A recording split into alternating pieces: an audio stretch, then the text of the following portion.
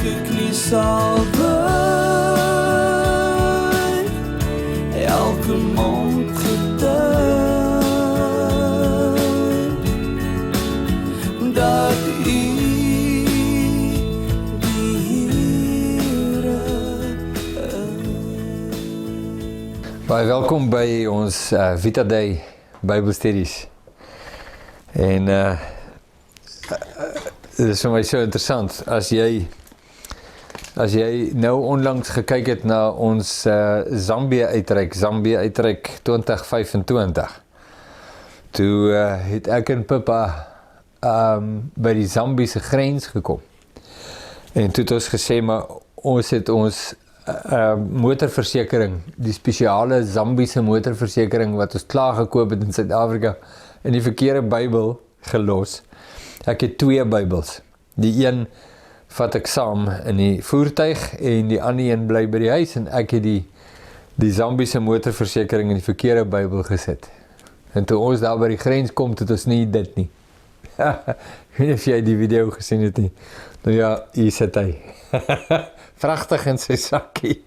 En ja, dit is sommer 'n memento van ons 2025 uitreik. Maar ons is in die boek Johannes, wat ons Bybelstudie betref, en ons laaste opname het gestop by Johannes 1 vers 18. Daar 'n legendariese skrifgedeelte waar Johannes skryf, niemand het ooit God gesien nie, die enige gebore seun wat in die boesem van die Vader is, die het hom verklaar. Nou gaan ons 'n gedeelte lees waar Johannes sy verhaal skielik, hy is besig om oor Jesus te praat, en nou gaan hy oor Johannes praat. Johannes die doper. En dit is dalk, jy weet, terwyl ons nou met die teks besig is dit dalk nou moontlik, of moeilik eerder, om te verstaan, maar hoekom praat Johannes nou van Johannes die doper, want dit is nie die enigste plek nie, hy gaan so 'n bietjie later, na hierdie gedeelte wat ons nou gaan lees, gaan hy weer oor Johannes die doper praat. Nou, hoekom sou hy dit doen? Nou, die rede vir dit is baie interessant, want ten tye van die skrywe van hierdie brief, toe Johannes nou daar sit met sy perkament, en hy skryf in Grieks, skryf hy hierdie brief aan die gelowiges, was daar 'n groot groep, of 'n groep, wel, was nie net klein, hulle was aansienlik, lei ons nou maar af, disciples van Johannes die doper. Dit was nou mense wat onder die bediening van Johannes die doper gestaan het, en erkenne dat hy 'n profeet is, en sy disciples gewees, en sy prediking nagevolg, en sy leringe nagevolg, en op daardie manier ook die evangelie gehoor het uit die mond van Johannes. Nou, ons weet van Jesus se disciples, was disciples van Johannes, en hulle het oorgekom van Johannes na Jesus toe. Maar na Johannes se dood, en ook na Jesus se kruisiging en opstanding, het die beweging wat ontstaan het onder die bediening van Johannes die doper nog steeds aangegaan. Nou, ons weet dit weens verskeie redes, maar een daarvan is, ons lees dit in die boek Handelinge. In die boek Handelinge kom die apostels op 'n groep Christene af, wat disciples is van Johannes die doper, en hulle het nog nooit die evangelie van Jesus gehoor, soos wat die apostels dit verkondig nie. En die apostels vra vir hulle, of hulle gedoop is met die Heilige Gees, en toe sê hulle, maar hulle het nog nooit van die Heilige Gees gehoor nie. Toe vra hulle vir hulle, dis Handelinge 19 as jy wil gaan lees, maar met watter doop is julle gedoop? Nou dit was 'n belangrike vraag om te vra, omdat dit het te doen met watter woord het julle gehoor? So julle is gelowig in Jesus, maar op grond van watter woord, wat het julle bereik, hoe het julle, jy weet, watter doop is julle gedoop?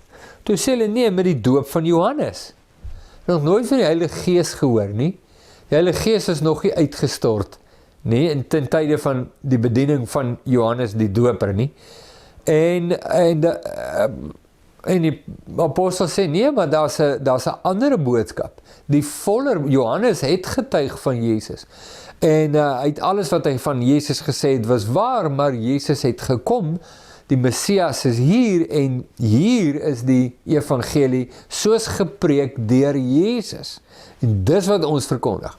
Ons verkondig die evangelie van God, en daarmee saam ook die doop van Jesus, nie die doop van Johannes meer nie, dit het verval met die bediening van Johannes, maar die doop van Jesus is die ewige doop, en dit kom met die nuwe boodskap van die evangelie. Nou, ons het dit al hier genoem, en ek dink ek gaan dit net vinnig weer vir jou sê, dat jy dit kan onthou, en dit was in Handelinge, dring die Heilige Gees vir Filippus om op 'n bepaalde pad te gaan stap, wat hy toe doen, en hy kry toe daar die hofdienaar van die koningshuis in Ethiopië, en hy hoor dat die hofdienaar lees uit Jesaja, en hy vra vir hom, meneer, verstaan jy wat jy lees? En toe sê die hofdienaar, terwyl hy nou op sy waarheid, toe sê hy nou vir die voetganger hier langs hom, wat Filippus is, maar hoe kan ek verstaan as niemand dit verduidelik nie? En so nooi hy vir Filippus op die want dit was die goddelike afspraak, nee? Dis hoekom God Filippus op die pad gestuur het, was met die hofdienaar in gedagte. En Filippus verduidelik die evangelie van Jesus uit in die boek Jesaja. Maar toe is daar hierdie interessante ding wat gebeur is, op 'n stadium stop hulle die en die hofdienaar val daar met die mees vreemdste uitlating uit, wat jy net dink, maar hoe, waar kom hy daar aan? En dit is, hy vra vir Filippus, wat verhinder my om gedoop te word? En Filippus sê, as jy glo met jou hele hart, dan is dit jou geoorloof. Baie belangrike ding om te sê, nee, dat daar is 'n voorwaarde vir die doop, en dit is, dat jy in Christus Jesus moet glo met jou hele hart. Nou, ons weet wat die Bybelse definisie van geloof is, nee, dis die innerlike beweging, die innerlike oortuiging, dat Jesus is wie hy gesê het hy is, en dat ek my lewe voor hom neerlê, Jesus, as die Here en meester van my lewe. Dit is wat geloof is. Geloof is nie 'n aksie nie, dis 'n proses. Nee, dis nie iets wat ek eenmalig doen en dan sit nou klaar nie. Ek is voortdurend vir die res van my lewe, totdat ek Jesus sien van aangesig tot aangesig, lê ek my lewe voor hom neer as my meester en my Here, en groei ek dan nou ook in my geloof, en daarom ook in my saligheid. Dis 'n belangrike leringe in die Nuwe Testament. Maar hoe is dit so dat die hofdienaar vir Filippus vra, wat verhinder my om gedoop te word? Wat het die doop nou met die hele saak te maak? Hulle is besig om te praat, Filippus, oor die evangelie van Jesus uit die boek Jesaja. Praat oor Jesus. Hoe weet die dienaar iets van die doop? Die enigste verklaring wat daar is, dit was deel van die verkondiging van die evangelie, was die doop. Dat jy gedoop word met die doop van Christus Jesus.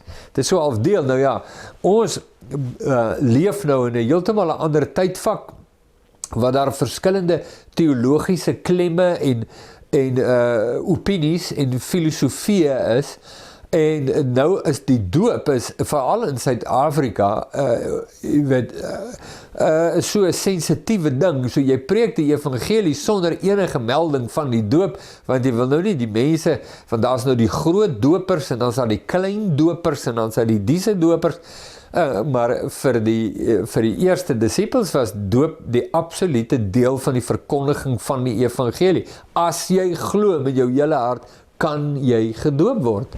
Dan kan nou nie om daai enetjie gaan nie, dit is nou baie duidelik, dit is deel van die verkondiging, want deur die doop vereenselwig ek my met Christus Jesus.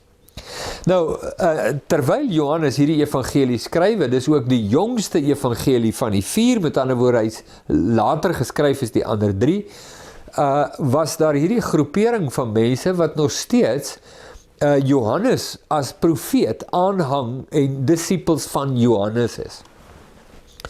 En nou gaan die evangelieskrywer skrywe iets spesiaal in sy evangelie, wat hy aan gelowiges rig, om hulle te bemoedig, om nie net te glo in Christus Jesus nie, maar aan te hou glo in Christus Jesus. Net die ander baie belangrike deel van die Nuwe Testamentiese boodskap, dat ek nie net tot geloof in Jesus kom nie, maar aanhou in hom sal glo en vashou aan Jesus tot die einde toe.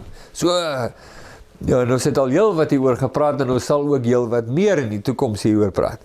Maar, daar was uit nie net die boek gerig aan die gelowiges nie, om hulle te bemoedig om aan te hou glo in Christus Jesus tot saligheid nie.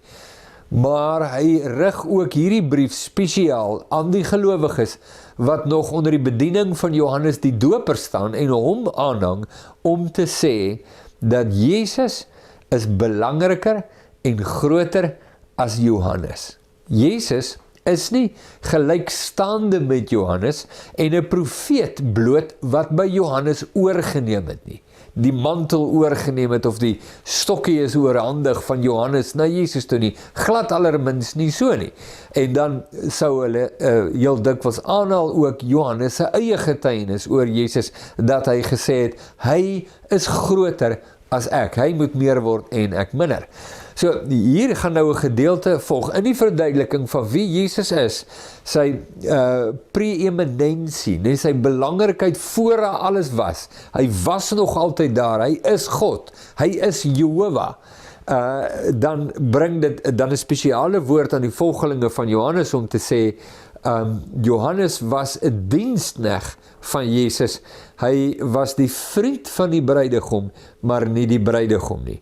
Nee, dat hulle sal oorgaan van Johannes, wat 'n belangrike bediening was, en verstaan, maar dit gaan alles oor Jesus. Alles gaan oor Jesus. In die lig van Jesus is daar niks anders belangrik nie. Prys die Here vir Johannes die Doper, maar in die lig van Jesus is Johannes absoluut niks nie. 'n belangrike saak om te sê.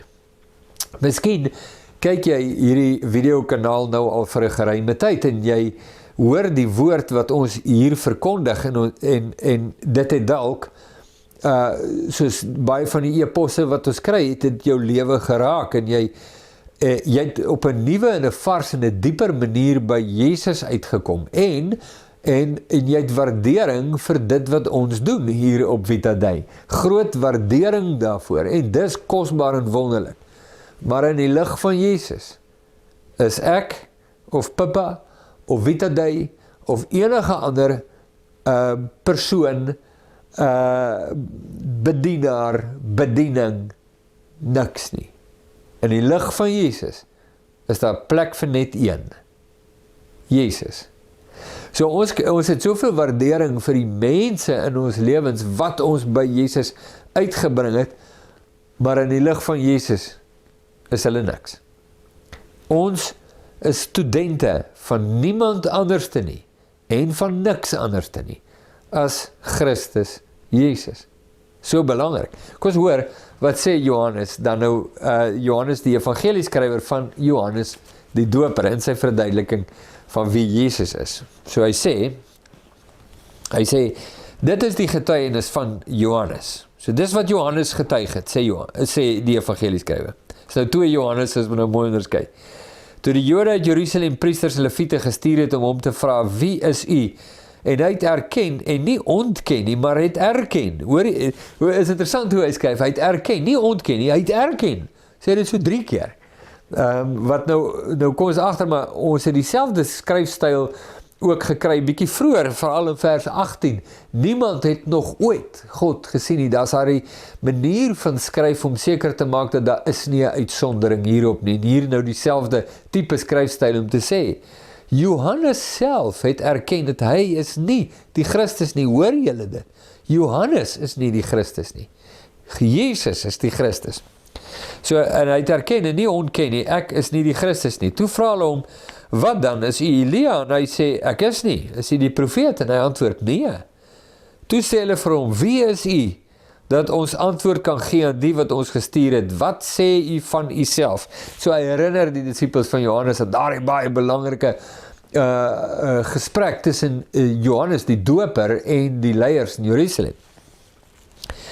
En hy sê, vers 23, Johannes die doper antwoord, ek is die stem van een wat roep in die woestyn, maak die pad van die Here reguit, soos Jesaja die profeet gesê het, en die wat gestuur was uit die fariseërs. En hulle vra hom en sê vir hom, waarom doop u dan as u nie die Christus of Elia of die profeet is nie? Johannes antwoord en sê, ek doop met water, maar onder julle staan hy vir wie julle nie ken nie. Dit is hy wat na my kom, wat voor my geword het. Hoor julle hoe Johannes weet wie is Jesus. Hy weet dat Jesus is nie net bloot die grootste profeet nie. Hy het na my gekom, hy het voor my geword. Hy was voor my, met ander woorde. Nee, laat my dink aan die gesprek van in Johannes 8, wat ons later nou weer na sal kyk, waar Jesus met die fariseërs praat oor Abraham, en hulle sê vir my, jy is nog nie eers 50 nie, hoe het jy Abraham gesien? En hy sê, voor Abraham was, is ek. Wat 'n insiggewende uitspraak van Jesus om te gee, vir soveel redes, maar wanneer ons na die teks kyk, en praat ons meer daaroor.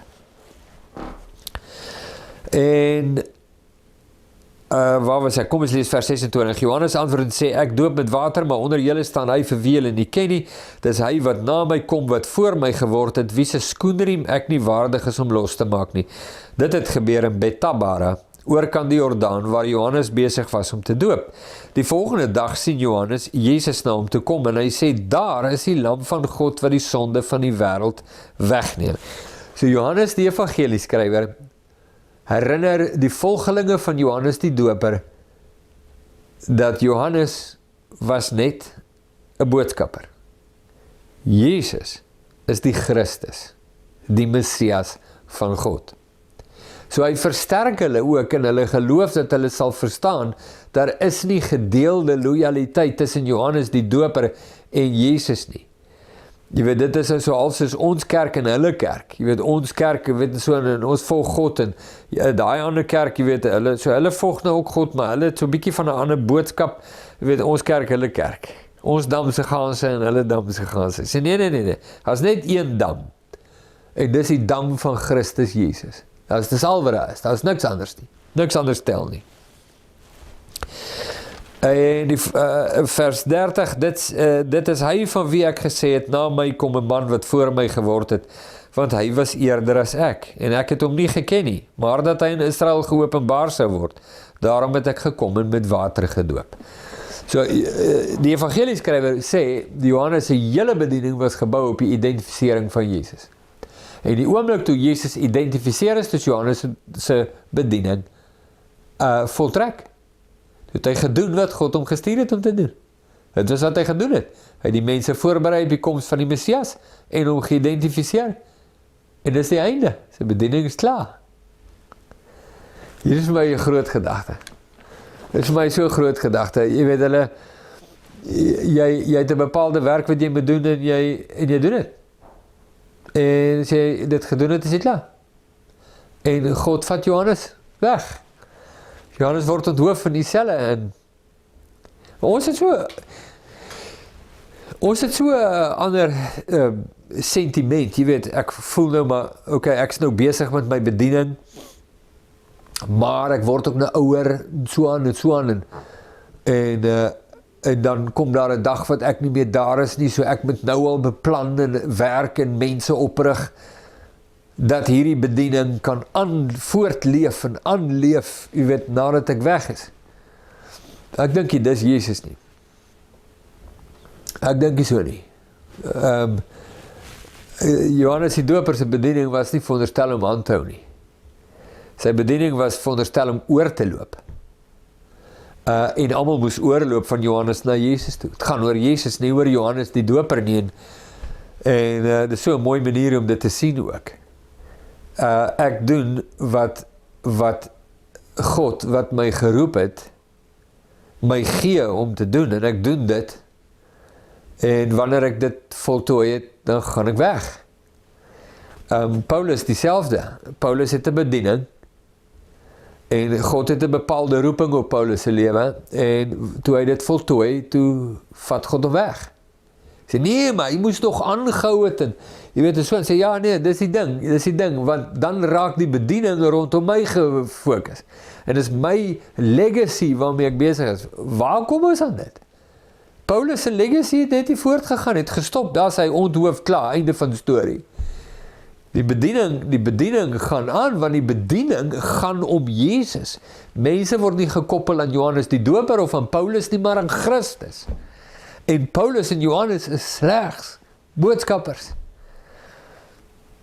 Of in ons voorbeeld met Vita Dei, ek doen nou wat Jesus my geroep het om te doen. En wanneer het voltooi is, dan vat hy my weg. Die bediening gaan nie om my nie. En die oomblik wat ek mense aan my koppel en aan my bediening, dan het ek 'n krisis wanneer God my wegvat. Want daar stop die werk nou. Dis die hele punt. Wanneer dit God se werk is, gaan dit net aan. In die harte en lewens van mense. Hier sit ons 2000 jaar later, en ons lees nog steeds die briewe van Johannes en van Paulus. Merkwaardig. Ons het te doen met die heerlikheid en waarheid van Christus Jesus, nie die heerlikheid en waarheid van mense en bedienings nie. Dit is eintlik so 'n groot onderwerp, mens wil eintlik 'n bietjie langer op het stilstaan, want daar is nog goed om, wat nodig sou wees om te sê rondom hierdie dinge. En dit is so maklik om daai fout te maak. So hulle hou Johannes die Doper se bediening lewend, want hy was van God gestuur, en weet, hy's nou wreed vermoor deur Herodes, en so, maar hulle gaan, en sê, nee, Johannes die Doper het gestop, sy bediening het gestop. Hy het dit suksesvol voltooi, die roeping wat God hom gegee het. Hy het die weg voorberei en hy het die Messias identifiseer. Einde van die storie. Klaar praat. Ja, wat 'n gedagte, kan nie vir jou sê nie. In elk geval, kom ons lees dit tot by vers 34. Vers 32 sê, Johannes het getuig en gesê, ek het die Gees soos 'n duif uit die hemel sien neerdal, en hy het op hom gebly, en ek het hom nie geken nie, maar hy wat my gestuur het om met water te doop het aan my gesê, op wie hy die Gees sien neerdal en op hom bly, dis hy wat met die Heilige Gees doop, en ek het gesien en getuig, dat hy die Seun van God is. Nou, die skrifgedeelte, ons gaan nou hier stop, hierdie videoetjie hier stop, maar ek wil net nog ietsie met jou deel, maar ek wil net sê, die boodskap oor Johannes die Doper in vergelyking met die bediening van Jesus in hierdie evangelie is nog nie klaar nie. Johannes gaan dit weer aanraak, en ons gaan in ons volgende video net daarmee aan, en dan loop ons met hom uit, maar is so 'n belangrike saak. Maar is dit nie veel opvallend, dat 2 keer in hierdie gedeelte, herinner Johannes die mense, dat Johannes gesê het, die Doper, hy het Jesus nie geken nie. Nou, hulle was familie, nou ek weet nie hoe presies was hulle familie nie, ons raai nou maar, het is miskien so, miskien sis, maar kom ons sê nou maar, hulle was neefs, kom ons sê nou maar net. En kom ons sê verder, ons sê nog iets, ons sê, hulle het by mekaar gekuier, want Maria was baie lief vir Elisabeth, Johannes die Doper se ma, Jesus se ma, Johannes die Doper se ma.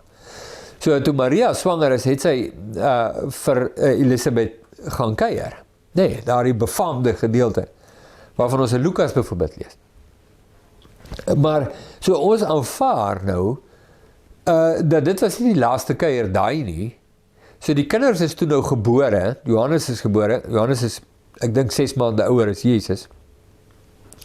En Maria moes weer vir Elisabeth gaan kuier het. Weet nou nie hoe gereeld nie, maar die 2 seentjies het mekaar geken. En hulle was neefs. So, hier is jou neefie. En so. Maar Johannes het nie geweet, dis die Messias nie. Hy weet wie Jesus is, maar hy weet nie wie Jesus is nie. As jy dit so moet stel. Kyk, ons praat nou van waarskynlikhede hier. Nee, jy moet sê, maar dit is die mees waarskynlike verstaan van hierdie verhouding tussen Elisabeth en Maria. En dat hierdie 2 seentjies op 'n manier, hulle het kontak gehad, hulle het mekaar geken, dis neefs. Miskien nou nie, jy weet, hulle het nou nie elke naweek gekuier nie, maar hulle het mekaar geken. Maar Johannes het nie besef nie. So, ek sit myself in indink, dat Johannes is besig om te doop ter voorbereiding van die Messias, en Johannes het nou, jy weet ook sy beeld, in die volgende oomblik, verskyn sy neef op die toneel, by die Jordaan, en die Heilige Gees sê vir Johannes, dis hy. Nou, dis net 'n fascinerende situasie. Nou, gegee waar ons gebruik nou 'n bietjie verbeelding, nee, is moet nou, want ons het nie die teks om op te gaan nie, so ons kan dit 'n bietjie gebruik as verbeelding, so nou net nie, jy weet, op 'n hol gaan daarmee nie, maar ons sê net, so wat, is my neef, ja, dit maak sin, ek dink nou, Johannes sê, ja, dit maak sin, want hy moes sy neef leer ken, het is iemand wat 'n liefde vir God in die skrif gehad, en diepgaande insig, hoe ver bo sy jare in die woord van God. Ons weet dat Jesus het met die Fariseërs om 12, daar 'n fenominale gesprek gehad in Jerusalem. En hy het geweet dat Jesus was toegewy aan God. En skielik toe die Heilige Gees vir Johannes sê, maar dit is hy is die Messias. Moes dinge net vir Johannes geklik het. Klik, weet net. En toe Jesus na hom toe kom om gedoop te word, toe teken Johannes dadelik beswaar en sê, nee, jy moet my doop. En die tweede dag, die volgende dag na Jesus se doop, toe sien Johannes hom stap op die walle van die Jordaan, en toe blaker hy dit uit vir al die mense, want hy die Heilige Gees op hom sien neerdal. Waarskynlik was dit die oomblik van identifikasie. Nee, is toe hy hom doop en uit die water kom en die Heilige Gees sien neerdal, en toe besef, maar dit is die Messias. Maar hoe dit nou ook al sê, blaker het uit die volgende dag, daar is die lam van God, absoluut klokhelder verstaan wie Jesus is. En al sy uitsprake daarna oor die identiteit van Jesus is klokhelder. En Jesus het heel wat van Johannes ook gepraat het. Ek dink nou aan toe die Fariseërs vir Jesus vra, waar kry jy autoriteit vandaan? Toe bring hy Johannes in die prentjie en hy sê, kom ek vra julle 'n vraag, waar het Johannes die doper sy autoriteit vandaan gekry? Want dit was toe nou baie duidelik dat Johannes is 'n profeet van God en hy is doodgemaak. Sê hulle nie, hulle weet nie, sê nou, gaan ek ook nie vir julle vertel waar kry ek myne vandaan nie. Hulle weet baie goed. Ja, so dit is 'n interessante ding, en dat Johannes die evangelieskrywer spesiaal moeite maak om die volgelinge van Johannes die doper ook op hierdie manier verduidelik wie Jesus is in die lig van Johannes die doper.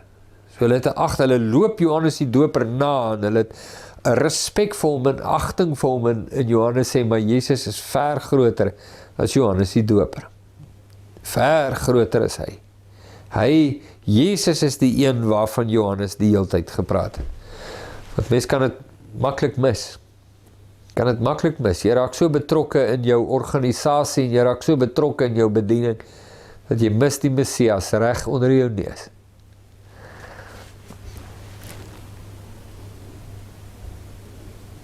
Kosbaar hierdie Bybelstudies, nee. As jy hierdie woord net so bietjie deur jou hart en jou gedagtes laat spoel, want daar's implikasies.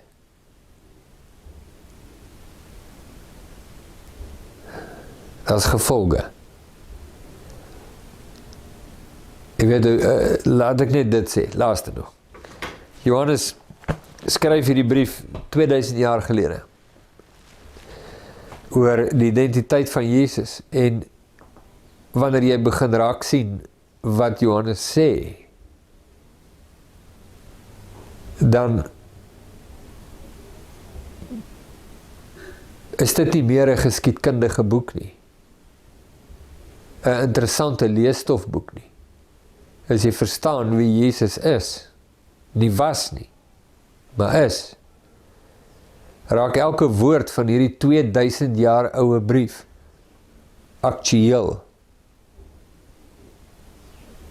en het dit direkte gevolge, reperkusies. in die wêreld vandag.